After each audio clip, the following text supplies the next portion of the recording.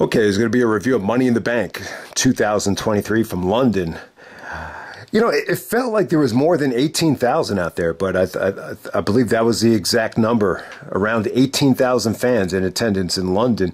Got to say, this is a must-see show. I think everybody has to check out this show. It's a fun show. Is it the pay-per-view of the year? I would say no. Does it have like the best star ratings in terms of the matches from this year? Does it compare to WrestleMania or even Forbidden Door? I would say no, but like from start to finish, I thought it was probably the most fun I've had, you know, watching a pay-per-view this year. You know, you saw John Cena return to hype up WrestleMania possibly being in London. You saw Drew McIntyre return. I thought the Money in the Bank ladder matches for the men and the women, I thought they both delivered. This was probably the best. I mean, my memory is really, really bad with recent WWE, but from what I remember, this had to be the best women's Money in the Bank ladder match. And the men were great, too. The men's opening Money in the Bank ladder match a lot better than last year's. You know, last year's took a little bit of criticism, and it felt like a much bigger show. This actually felt like a Big Five pay-per-view. Last year's they tried to do it, and at the last second, it just felt like another pay-per-view last year when they ran it in Las Vegas. But yeah, let's get right down to it, man. For the men's Money in the Bank.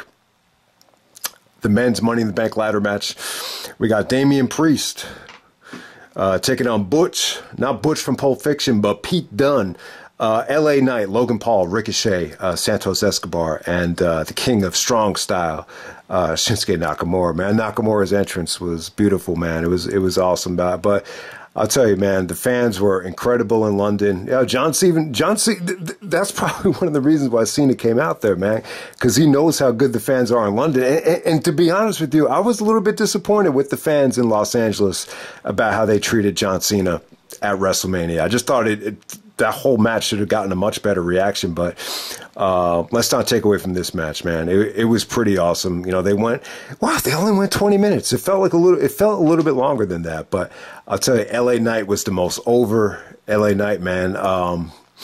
He's really catching on. And I got to say, I'm a little bit late to the party. I just, you know, I know he was in NXT, but I'm not really, you know, that familiar with his work on SmackDown, but God damn, the guy was super over. Anytime someone interrupted his offense, they got booed out of the building. Even they booed Nakamura just because he interrupted LA Knight. So there you go with that. So, yeah, I thought Santos Escobar, he probably was one of the better high flyers in this match.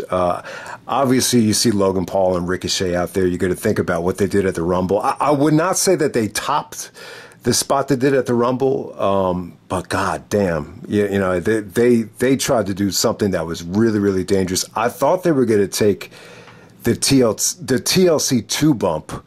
It really looked like LA Knight was going to just shove them both off at the same time, and you know, they would do the Bubba Ray Dudley Matt Hardy spot, but no. It ended up being, they fell off the ladder, and then Ricochet basically does like a Spanish fly to Logan Paul, almost like a T-bone suplex, and Logan, it didn't look like Logan fully rotated, and it looked like his neck landed right on the table, but I hope he's okay. You know, this dude, you know, he's made his money, so it would break my heart if this dude ends up like Christopher Reeve, so I hope he's okay, but you never know. Sometimes you see these bumps and you expect the worst and the guy's okay.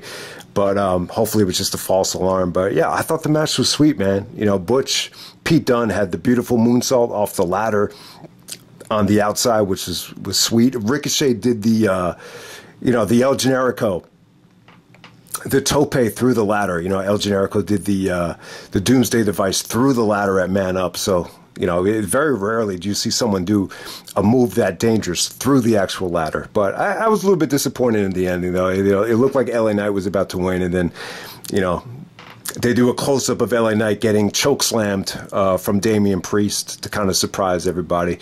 So, not a huge fan of Damian Priest going over. And, yeah, I mean, Seth and Finn went, you know, I just thought it went the way I did not want it to go, with Damian Priest getting involved and kind of teasing the cash in. It's just like, man, I just wish that didn't happen. I'm just not a huge fan of Damian Priest, and it almost feels like this. It almost feels like part of the negotiations were, you know, you do the job for Bad Bunny, and we'll give you the money in the bank down the road. Like, that's how it kind of felt after watching this show. But I'm not saying he's a bad wrestler, but he already got a title shot against Seth Rollins, and they kind of played off the Finn Balor being a distraction. So in this match, Damian Priest was a distraction. So we'll get to Seth and Finn a little bit later. But yeah, man, next up, we got the Women's Tag Team Championships. We got Ronda Rousey teaming up with Shayna Baszler. So they did a huge Ronda Rousey video package, just hyping her up. It was recycled, but at the same time, it made Ronda feel like a big star. So they take on Liv Morgan and Raquel Rodriguez. So Liv comes out with, tights that are inspired by the United Kingdom. That was pretty cool. She's actually from Jersey, though. Some people might be confused that she's actually from the UK. I don't believe she is. She was just doing it for fun. I thought they were really good here. I thought the match was going along fine. I even thought Ronda looked good. She took some really, really nice bumps out there, and everything was going really, really well. And then we kind of got a very weird, abrupt ending of Shayna Baszler just turning on Ronda out of the blue. And, Liv gets the pinfall, and Liv Morgan and Raquel become the new Women's Tag Team Champions. So it's almost like Shayna took a page out of the Cody Rhodes playbook, when Cody turned on Hardcore Holly while they were the Tag Team Champions. That was at Night of Champions 2008. So it's very ironic that, we saw something similar to that. And we did see Cody pay homage to Hardcore Holly in his match with the Alabama Slammer. So we'll get to that a little bit later. But yeah, I mean, probably the weakest thing on the show. I just thought the swerve kind of came out of nowhere. But a lot of people don't like Ronda Rousey. So it should be really interesting to see a Ronda-Shayna feud. I think that's something that would actually interest people in terms of Ronda. She's someone that's tough, that could go toe-to-toe with Ronda. So we'll see what, possibly at SummerSlam, so we'll see what happens there. All right, next up we have Gunther taking on Matt Riddle for the Intercontinental Championship. Somewhat of a disappointing match. I wish it could have been better. Riddle was really selling the ankle injury. He had his ankle all taped up. It probably would have been better if he was wearing, boots to protect an ankle like that, because it kind of leaves it all exposed, the way he wrestles without boots. But, yeah, I mean, I enjoyed it. Riddle definitely had his moments here. Anything Riddle hit, whether it was the bro slam or, any type of offense, Gunther was able to ground him and pound him with clotheslines and just chokes.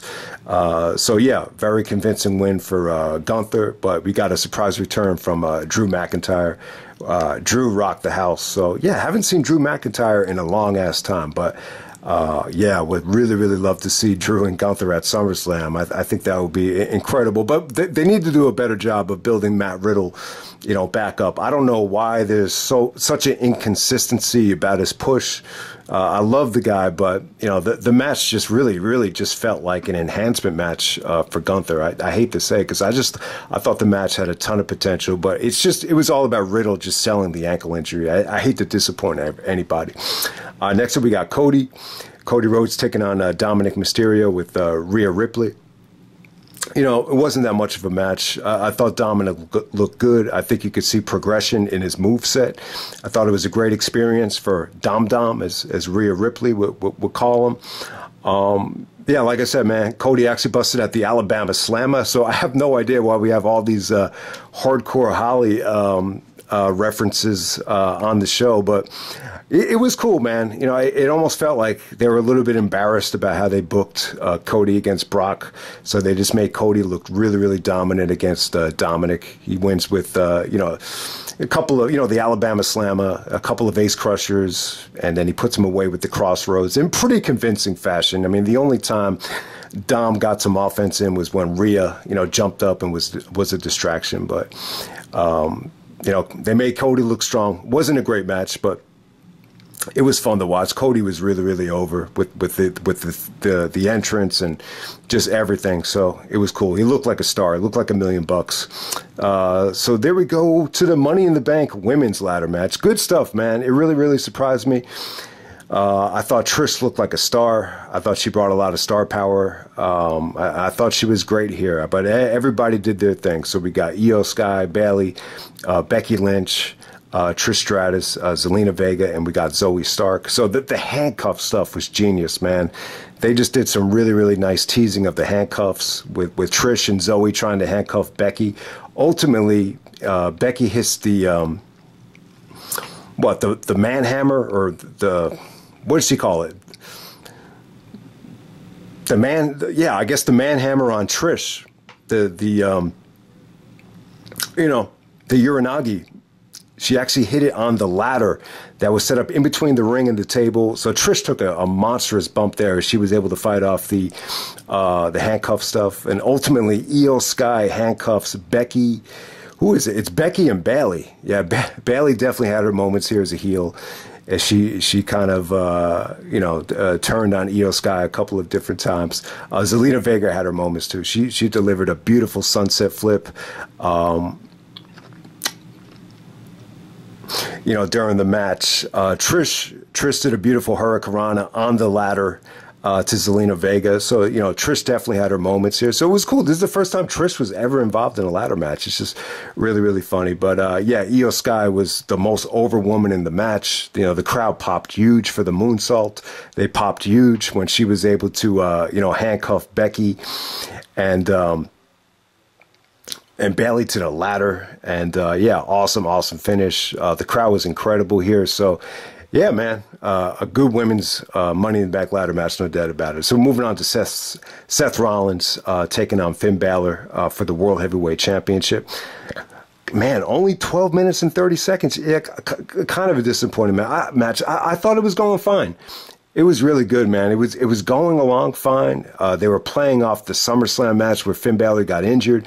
They were playing off of Seth Rollins, having damaged shoulder, damaged ribs, with it being all taped up from the Judgment Day beatdown. So everything was going along great here. The buckle bomb, where Michael Cole really sold the fact that Finn Bálor took that buckle bomb at SummerSlam, and as soon as Damian Priest came out, I just lost interest. I mean, the fans were actually chanting, cash it in, cash it in, cash it in, but he was just there being a distraction. So they did the match on Raw where Rollins took on Priest, where Bálor was out there, and he, Priest didn't want Bálor's help, and Finn Bálor didn't listen to Damian Priest, so they're playing off of that thing. So obviously, here we go. We got dissension in the Judgment Day, and we got Damian Priest holding the Money in the Bank briefcase. So let me be clear. Damian does not cash it in. Ultimately, after a couple of brutal-looking coup de grace to Rollins, on the announce table, Balor's about to do a big coup de grace off the top rope to Rollins and put him away, but he just gets distracted as Damian Priest is just, teasing the cash in. So Rollins actually gets out of the way and hits him with the curb stomp to get the victory. The match was going along great. This was on its way to just being a lot better than, anything they've ever done before, but just wasn't to be. But, I'm not a huge fan of Damian Priest. This is the second, classic that he really, really interrupted. He did the same thing with AJ and Edge at WrestleMania. Plus, they had a huge video package hyping up Edge's return. And like I said, man, the John Cena stuff with Grayson Waller, that was really, really awesome, man. So it was a surprise, too. So, what did Jericho say on the highlight reel? He said, "I can't believe it, it's John Cena." So you need to say it like someone from London. "I can't believe it, it's John Cena." So, and then Grayson Waller came out. He wanted WrestleMania to be in Australia, and then Cena's like, "No, I wanted to be in London. The fans in London are great." So, it was a great moment for John Cena. Instead of saying Cena sucks, they were chanting the theme song with them, "My Time Is Now." It was an awesome moment. So if you're a John Cena fan, you have to see this show. It was one of the best Cena moments in a long time. So, and Grayson Waller got a lot of heat too. He was saying he wanted WrestleMania to be in Australia.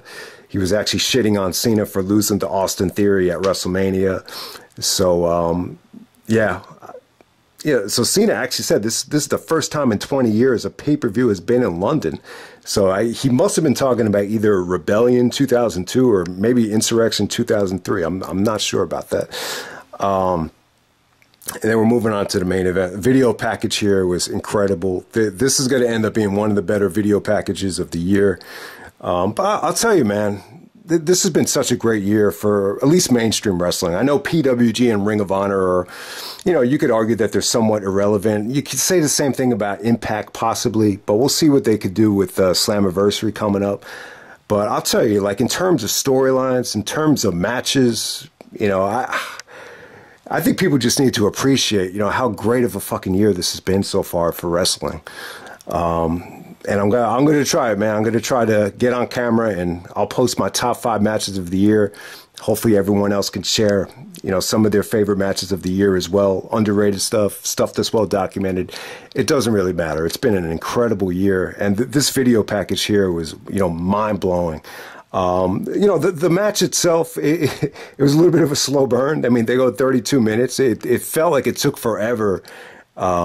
The entrances were great and everything, but it just felt like it just took forever to get underway. But it was great for Jey Uso, man. I really thought they were going to do the turn with Jimmy turning on Jey. But Jey Uso gets the clean pin over Roman Reigns. The first time Roman has lost since December 15th. 2019. It makes me want to think. So Michael Cole's not even bringing up who pinned Roman back in 2019. So I'd like to check it out myself, but if someone could just help me out, let me know who's the one that pinned Roman. I believe at the time The Fiend, Bray Wyatt, or Brock Lesnar. I think those were the 2 champions at that time. But I'm just, they're bringing it up so much now that's the last time Roman got pinned. I just like to know who exactly pinned Roman. But yeah, really, really good. The closing stretch is really, really good. Solo Sikoa took a nasty looking table bump. He took that Umaga-like table bump, and that really kind of opened the door for the Usos to gang up on Roman. I got to mention here, man, Roman was shitting on the fans, and the fans were chanting, "Fuck you, Roman." These were the loudest "Fuck you, Roman" chants I think I've ever heard. And all of a sudden, Roman starts yelling at Paul Heyman, telling him that he hates London. These are the biggest idiots in the world. So you just saw some great interaction with Roman and the fans. But yeah, great back and forth between Jey and Roman. You just saw a lot of, super kick stuff from Jey. Roman no-selling, Superman punch, super kick. Then Roman no-sells it, and then you have a spear, and then a great kick out, and then ultimately the Usos gang up on Roman. And, Jey Uso gets the splash off the top rope to finally put Roman away. I really thought when Jey was going to, jump from the top rope and splash him, I thought he was going to, drag him by the knees and just turn on him. But we'll see, man. I really get the feeling that this is going to lead to, Jey Uso taking on Roman.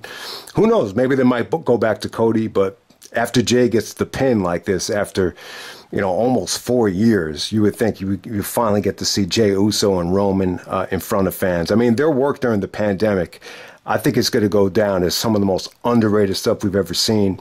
And I think they really, really deserve to get a chance to wrestle at SummerSlam. So we'll definitely see what happens. But yeah, I mean, you just have to wonder what's Jimmy's mentality if they're going to give Jey the title shot. But who knows? Maybe they might do like a tag match where, like the 2-man power trip at Backlash 2001, where you put the title on the line in a tag match. I wouldn't want to see that, but, I could see them possibly going in that direction. But a good performance from Solo, though. Solo is really, I wasn't even aware. He's really, really, close with Umaga. I believe they're really, really close in terms of, that's his cousin Umaga. So definitely makes sense with, just there's just so much of his moveset is inspired by Umaga. And you really got to see it here with, just the way he's moving in the ring, the table bump, just everything. So good match. I wouldn't say it was great, though. This is not a match that has a lot of replay value. It's a slow burn. You really need to kind of pace yourself for a match like this. But the bottom line is, Roman got some great heat.